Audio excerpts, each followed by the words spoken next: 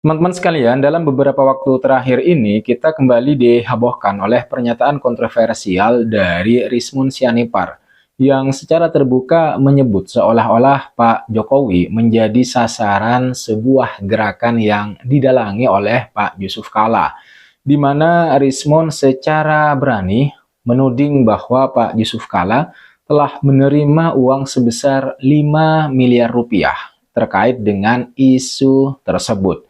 Tentu saja tuduhan ini langsung menyita perhatian masyarakat, menyita perhatian kita semua, memicu perdebatan dan menciptakan kegaduhan di ruang publik. Tidak tinggal diam, Pak Yusuf Kalla kemudian merespon dengan langkah hukum, yaitu melaporkan Rismun Sianipar ini ke Bareskrim Polri atas dugaan fitnah dan penyebaran berita bohong. Namun kalau kita tarik napas sejenak dan mencoba melihat lebih dalam lagi, persoalan ini sebenarnya tidak sesederhana sekedar siapa menuduh siapa, atau siapa yang benar atau siapa yang salah. Ada satu pertanyaan besar yang justru menurut saya jauh lebih menarik untuk kemudian kita bahas, yaitu apakah mungkin pernyataan yang dilontarkan oleh Rismun Sianipar ini bukan sekedar opini pribadi, melainkan bagian dari sebuah skenario politik yang lebih besar.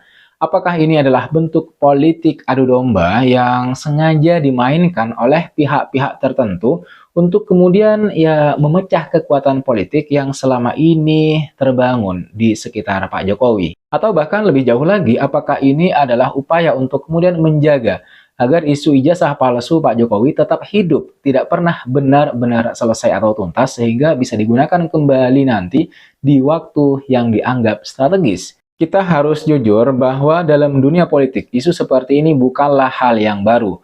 Politik adu domba atau dalam istilah populernya divide et impera sudah sejak lama menjadi strategi klasik untuk kemudian melemahkan lawan tanpa harus berhadapan secara langsung. Dengan menciptakan konflik internal, menyebarkan kecurigaan, dan kemudian juga membangun narasi yang memecah belah, sebuah kekuatan besar bisa secara perlahan dilumpuhkan dari dalam. Dan jika kita melihat dinamika yang terjadi antara Pak Jokowi dan kemudian juga Pak Yusuf Kalla, dua tokoh besar yang pernah berada dalam satu perahu kekuasaan, maka sangat wajar jika kemudian masyarakat mulai bertanya-tanya, kita semua ya bertanya-tanya, siapa sebenarnya yang diuntungkan dari konflik ini? Relasi antara Pak Jokowi dan Pak Yusuf Kalla selama ini dikenal cukup solid, meskipun tentu saja tidak selalu tanpa perbedaan. Dalam politik, perbedaan pandangan adalah hal yang lumrah. Namun perbedaan itu tidak serta-merta kemudian dianggap sebagai sebuah permusuhan.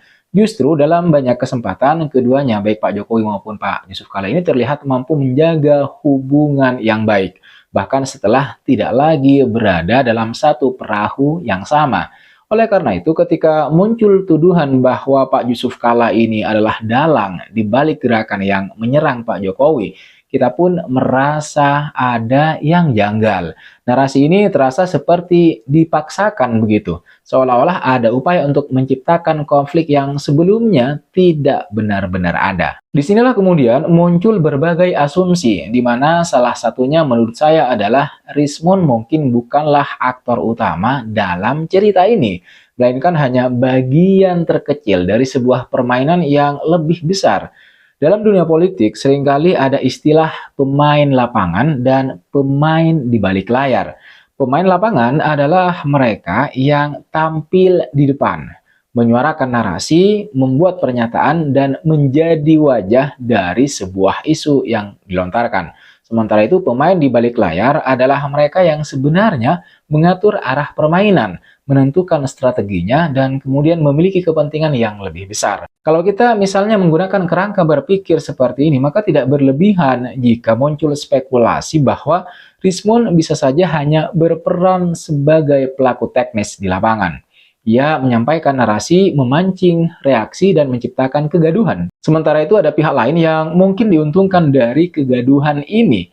Pertanyaannya kemudian yang muncul adalah siapa mereka? Apa tujuan mereka? Dan mengapa isu ijazah ini terus diangkat bahkan setelah sekian lama? Salah satu kemungkinan yang bisa kita pertimbangkan dan kita diskusikan adalah bahwa isu ini sengaja dipelihara agar tetap menjadi alat politik.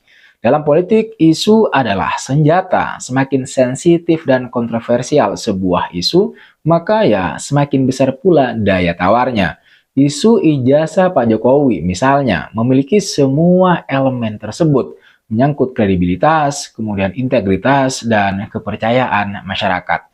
Jika isu ini terus dihidupkan, maka ia bisa digunakan kapan saja untuk menyerang, untuk menekan, atau bahkan bernegosiasi. Bayangkan jika suatu saat nanti di momen politik yang krusial, isu ini kembali dimunculkan dengan intensitas yang lebih besar. Masyarakat yang sebelumnya sudah terpapar narasi ini akan lebih mudah untuk kemudian terpengaruh. Polarisasi bisa kembali terjadi, kepercayaan publik bisa terguncang, dan stabilitas politik bisa terancam. Nah, dalam konteks seperti ini teman-teman sekalian, maka menjaga agar isu tersebut tetap mengambang dalam tanda kutip bisa menjadi strategi yang sangat efektif, dan itu yang dilakukan sekarang. Selain itu, kita juga tidak bisa untuk kemudian menutup mata terhadap kemungkinan bahwa ada kepentingan untuk memecah kekuatan politik yang selama ini terasosiasi dengan Pak Jokowi. Selama masa kepemimpinannya ketika menjadi presiden, Pak Jokowi berhasil membangun jaringan politik yang cukup luas dan kuat. Nah, dukungan dari berbagai kelompok, baik di dalam maupun di luar pemerintahan, itu kan menjadi salah satu faktor kunci dalam stabilitas kekuasaan yang dipegang oleh Pak Jokowi. Jika jaringan ini kemudian bisa dipecah, maka kekuatan tersebut akan melemah. Dan salah satu cara yang paling efektif untuk kemudian memecah sebuah jaringan adalah dengan menciptakan konflik internal. Dengan menuding salah satu tokoh sebagai pengkhianat misalnya, atau dalang seperti yang dilontarkan Rismon, maka kemudian kepercayaan di antara mereka bisa terganggu. Kecurigaan mulai muncul, komunikasi menjadi tidak lancar, dan pada akhirnya apa? Ya, pada akhirnya solidaritas pun bisa runtuh. Jika ini yang terjadi, maka pihak yang sebelumnya kuat akan menjadi rapuh. Namun tentu saja semua ini masih berada dalam wilayah spekulasi. Kita tidak bisa dengan mudah untuk kemudian menyimpulkan bahwa ada skenario besar di balik pernyataan Rismon Sianipar tanpa bukti yang jelas. Di sisi lain, kita juga tidak bisa menutup kemungkinan tersebut, teman-teman. Mengingat kompleksitas dunia politik yang seringkali memang tidak terlihat di permukaan.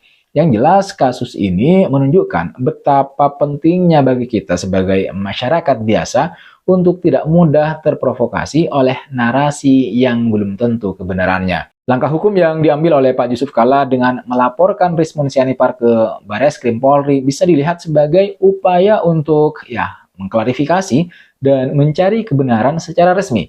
Ini adalah jalur yang tepat dalam negara hukum seperti negara kita Indonesia, di mana setiap tuduhan itu harus dibuktikan dan setiap pihak memiliki hak untuk kemudian membela diri. Dengan proses hukum seperti ini, diharapkan fakta-fakta yang sebenarnya bisa terungkap, sehingga masyarakat tidak terus-menerus disuguhi oleh spekulasi atau asumsi tanpa dasar. Namun di luar proses hukum tersebut, ada pelajaran penting yang bisa kita ambil bersama, bahwa di era informasi seperti sekarang, di mana setiap orang itu bisa dengan mudah menyampaikan pendapatnya, kita harus lebih kritis dan bijak dalam menerima sebuah informasi.